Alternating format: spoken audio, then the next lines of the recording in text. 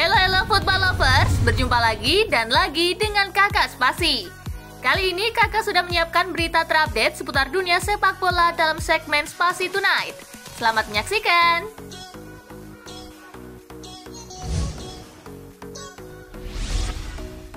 Arsenal kena comeback, Mikel Arteta frustasi. Arsenal kembali menelan kekalahan meski timnya sempat unggul lebih dulu.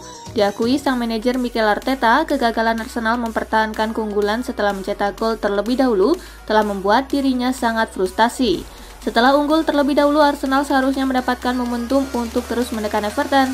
Sayangnya, The Gunners justru membuang keunggulan mereka tersebut. Sangat membuat frustasi, karena ketika Anda unggul 1-0 di laga tandang dan kami tahu skenario dan konteks yang kami mainkan malam ini dengan situasi mereka saat ini, kata Arteta.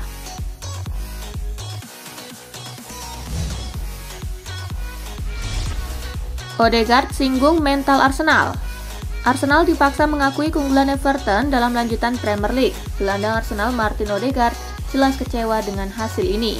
Dia mengakui timnya tidak tampil dengan bagus sepanjang 90 menit. Odegaard juga sulit menjelaskan mengapa Arsenal tidak mampu mempertahankan keunggulan sehingga timnya harus pulang dengan tangan hampa.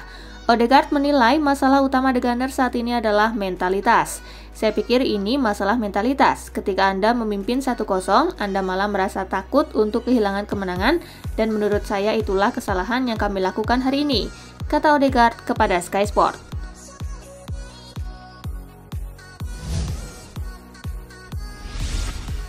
Hubungan bermasalah, Mikel Arteta bakal depak Aubameyang.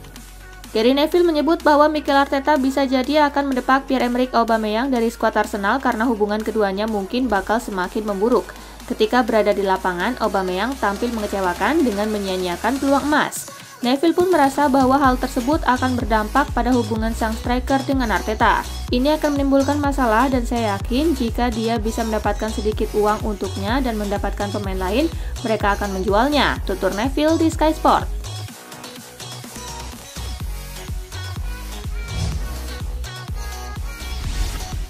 La Decimau Carta, tradisi Real Madrid dan kata Ancelotti. Ancelotti adalah salah satu pelatih terbaik dalam sejarah Madrid. Dia punya catatan istimewa sebagai pelatih yang menuntun El Real meraih La Decima, gelar Liga Champions ke-10. Kini Ancelotti menjalani era keduanya di Madrid. Kini dia punya peluang membuat sejarah besar berikutnya dengan La Decimauquarta, gelar ke-14. Memang benar bahwa kami merayakan dan menikmati La Decima, tetapi kami tidak boleh puas dan harus terus melaju sebab itulah yang diminta klub ini. Saat ini saya juga tidak berpikir soal gelar UCL ke-14. Saya berencana menjaga laju positif kami, mempersiapkan tim dan strategi, kata Ancelotti.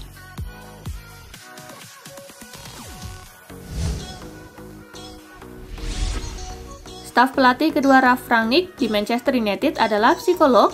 Siapa dia? Ketika bertemu awak media dengan jabatan barunya sebagai pelatih Manchester United, Rangnick menjelaskan akan ada dua sosok baru yang hendak dibawa ke Old Trafford. Keduanya akan mengisi posisi yang kosong di staf kepelatihan. Salah satunya adalah seorang psikolog olahraga yang sudah cukup terkenal di dunia sepak bola, Sasa Lense. Pria asal Jerman tersebut pernah bekerja dengan beberapa tim, tak terkecuali RB Leipzig yang menjadi tempat dirinya pertama kali bertemu Rangnick.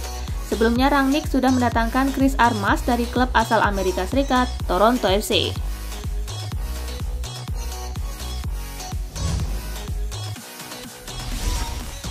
Bayern versus Barcelona, laga final buat Blaugrana. Barcelona akan melakoni laga krusial di markas Bayern Munich. Penyerang Barca Memphis Depay mengatakan laga ini seperti final. Untuk lolos ke babak 16 besar, Barcelona wajib mengalahkan Bayern. Namun melawan Bayern Munich merupakan perkara yang tidak gampang bagi Barcelona. Ini adalah kesempatan terakhir untuk melaju ke babak berikutnya dan ini seperti sebuah laga final.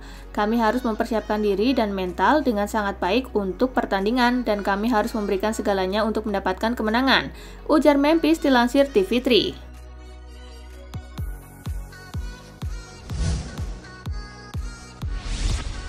Pochettino tanggapi rumor keraguan Messi. Menurut El Equipe, Lionel Messi dan pihak-pihak yang terkait dengan pemain khawatir dengan Pochettino yang dianggap tidak memiliki kendali penuh di ruang ganti. Pochettino juga disebut telah kehilangan respek dari beberapa pemain senior PSG. Pochettino sendiri mengakui dirinya sedang berada dalam badai. Di tengah badai-badai ini, kami tidak akan menyimpang dari ide-ide kami karena kami tahu bahwa setelah badai, matahari akan muncul dan kemudian kami akan bisa membuat mereka yang menyayangi klub diuntungkan dari pekerjaan kami, lugas Pochettino tentang rumor Lionel Messi.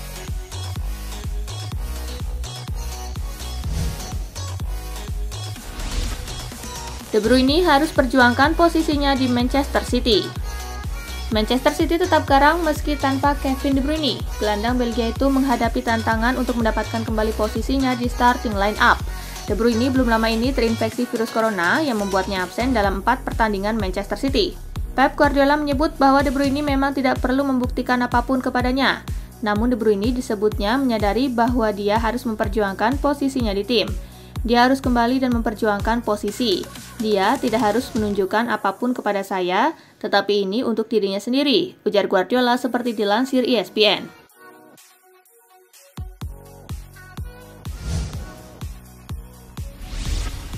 Jack Grealish sosok 1,9 triliun rupiah yang belum kelihatan. Musim panas kemarin, Jack Grealish mencuri perhatian dunia sepak bola. Manchester City membelinya dengan harga selangit dari Aston Villa sebesar 100 juta pound sterling atau setara dengan 1,9 triliun rupiah. Sayangnya Jack Grealish sampai saat ini belum membuktikan dirinya pantas dibanderol sangat mahal. 9 laga terakhir, Grealish nihil gol. Manajer Pep Guardiola masih memberikan kepercayaan kepada Jack Grealish. Guardiola sampai pasang badan membela anak asuhnya itu dari kritikan. Mencetak gol adalah hal tersulit di sepak bola, yang paling penting bermain dengan baik dan terus menciptakan peluang, ujar Guardiola.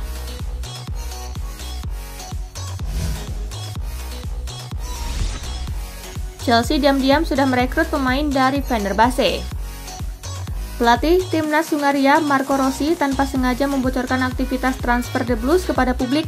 Dia menyebut Attila Szeli yang bermain buat Fenerbahce kemungkinan besar akan bergabung dengan Chelsea. Di usianya yang baru 23 tahun, Szeli sudah menunjukkan potensi untuk menjadi pemain besar di masa mendatang. Rossi sangat yakin bahwa sang pemain akan bergabung dengan Chelsea pada bulan Januari mendatang. Sudah jelas dia telah diikuti oleh beberapa klub penting di Spanyol, tetapi sepertinya kepindahannya ke Chelsea sudah disepakati, ujar Marco Rossi.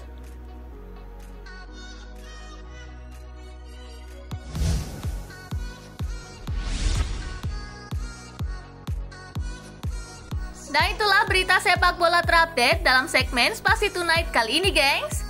Simak terus ya berita-berita menarik dan terupdate dari Kakak Spasi, tentunya di Spasi Football News dan Spasi Tonight. See you!